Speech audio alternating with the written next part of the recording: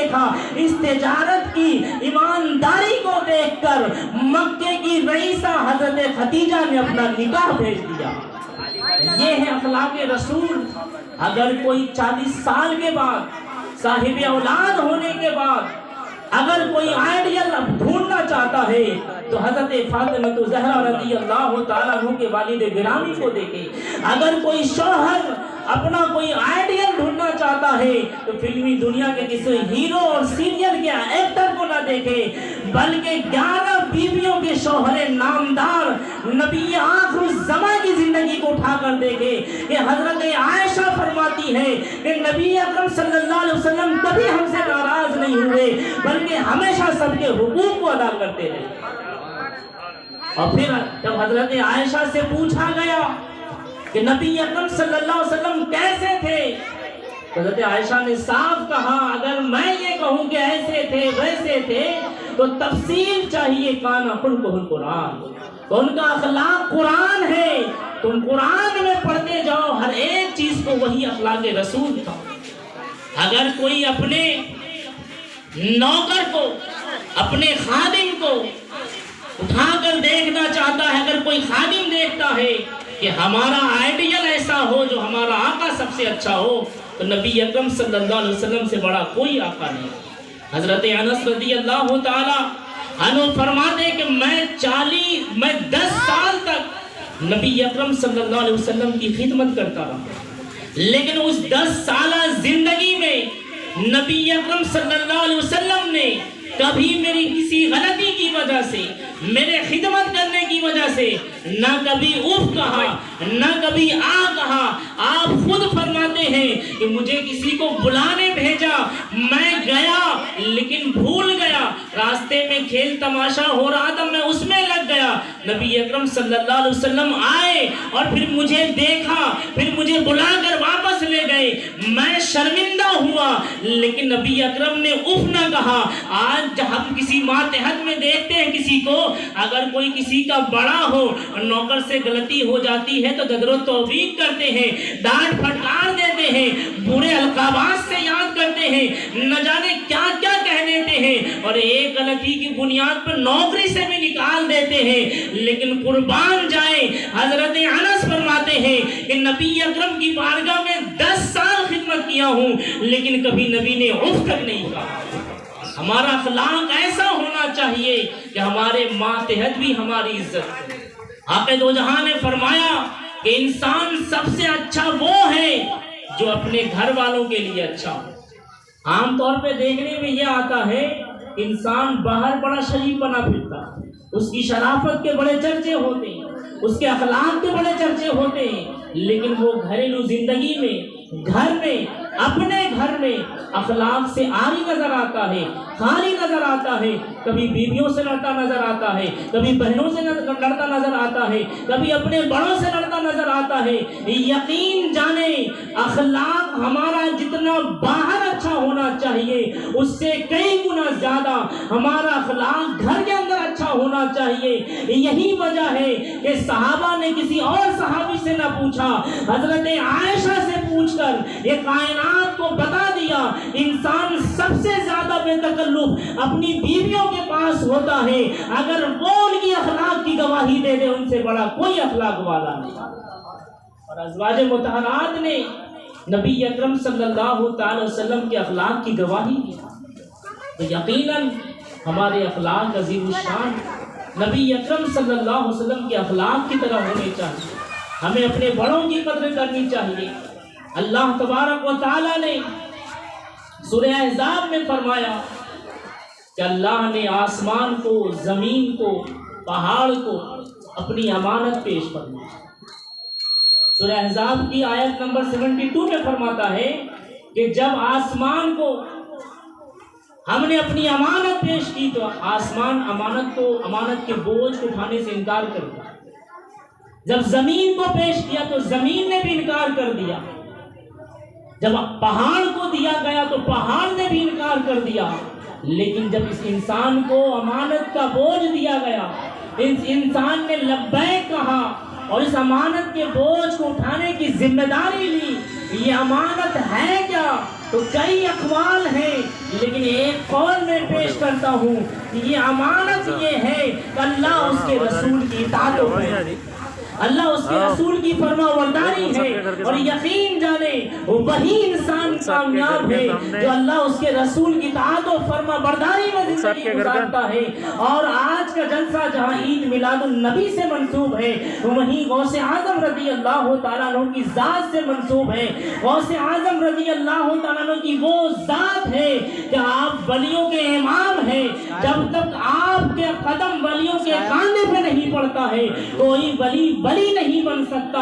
آپ کی ذات دنیا میں وجود اس طریقے سے لاتی ہے کہ آپ کے والد کا واقعہ یہ ہے کہ ایک سیب کی خاطر آپ باغبانی کرتے ہیں، آپ شادی فرماتے ہیں، اور آپ کی والدہ کا یہ مقام ہے کہ آپ کی والدہ کے تعلق سے کہا جاتا ہے کہ آپ کی والدہ نے کبھی غیر محرم کو دیکھا نہیں، کبھی اپنے قدم کو بے پردہ باہر گھر نکالا نہیں، کبھی اپنی زبان سے فحش گوئی کی نہیں۔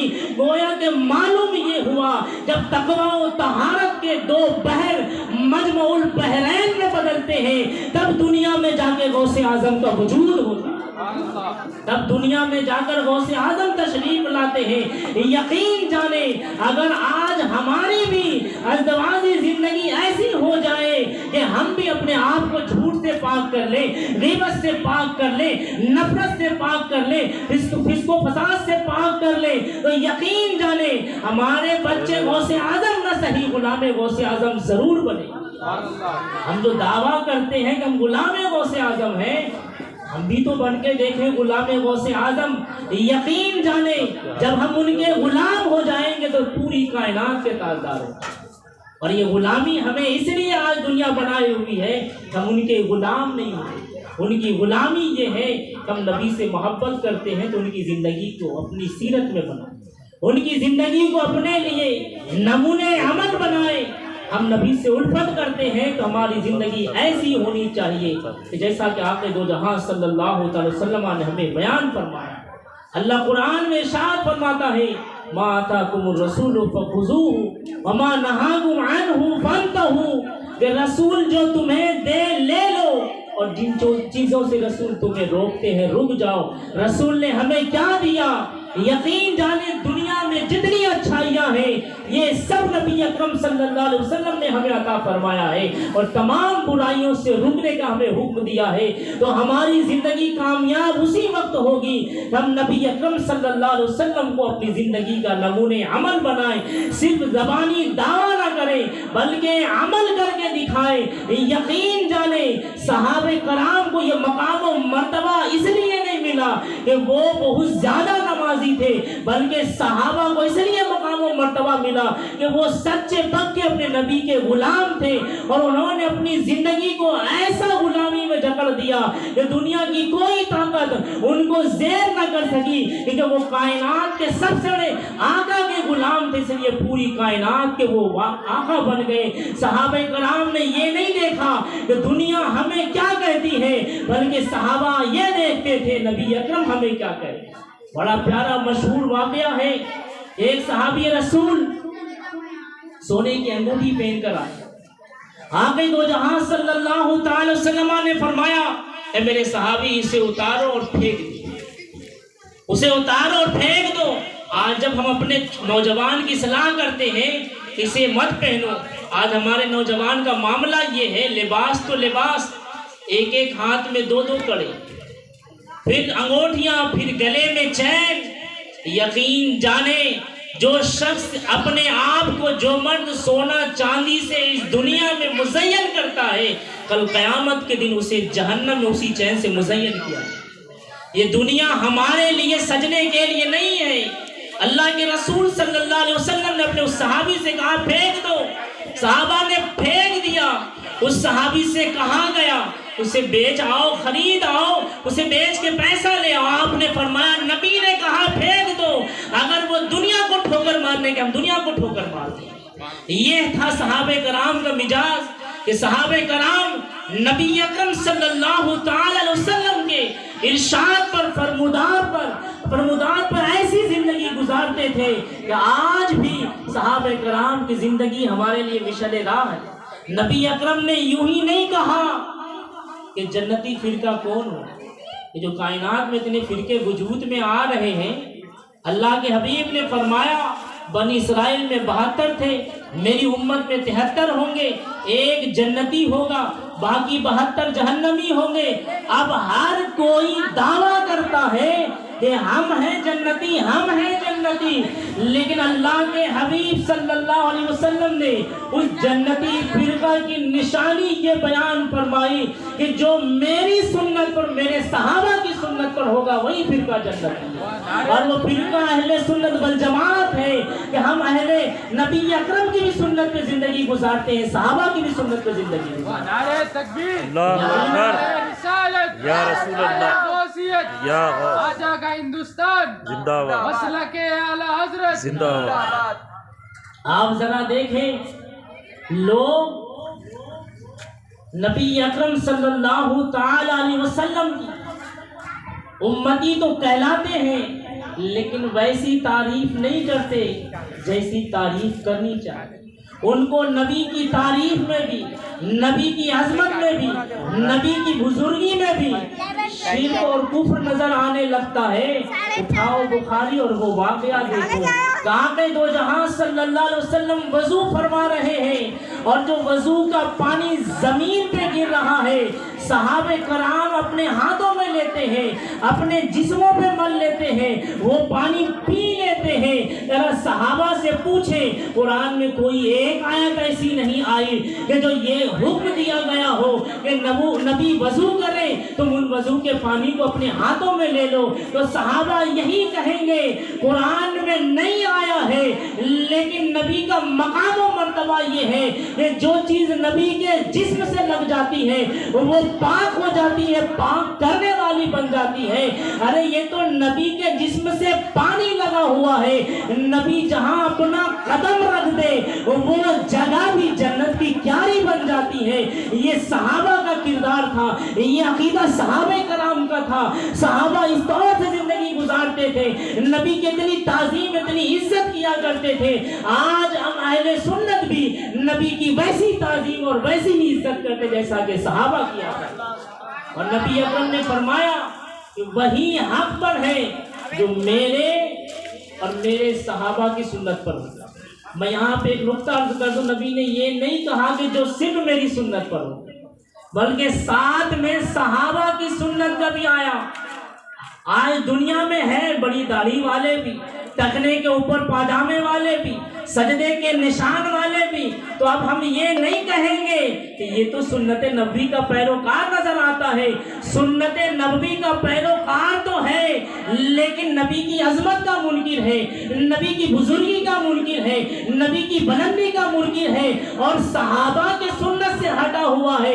صحابہ نے یہ نہیں دیکھا، صحابہ ہمیشہ یہی کہتے تھے فداک ابی و امی یا رسول اللہ، صحابہ یا نبی اللہ کہتے تھے، یا رسول اللہ کہتے تھے۔ صحابہ یہ نہیں کہتے تھے کہ نبی سے مدد مانگنا شرک ہے، صحابہ تو یہی آگے کہتے تھے یا رسول اللہ میں ہلاک ہو گیا، آپ ہمیں ہلاک ہونے سے بچا لے، یا رسول اللہ میں برباد ہو گیا، ہمیں بربادی سے بچا لے۔ اور نبی اکرم صلی اللہ علیہ وسلم اپنی نظر رحمت سے اپنے صحابہ کو وہ نوازتے تھے کہ وہ سنوارتے تھے کہ وہ اس دنیا میں کامیاب ہو گئے۔ تو یقیناً اب ہمیں یہ دیکھنا ہے کہ جو صرف نبی کی سنت کا دعوے دار ہو وہ صحابہ کی سنت کا دعوے دار ہے یا نہیں، کیونکہ صحابہ کرام رضوان اللہ تعالی اجمعین نے نبی کو اپنی آنکھوں سے دیکھا، اور آپ کو دیکھ کر صحابہ کرام نے اپنی زندگی گزارنے کا طریقہ سیکھا ہے، اور صحابہ کرام نے ایسی زندگی گزاری۔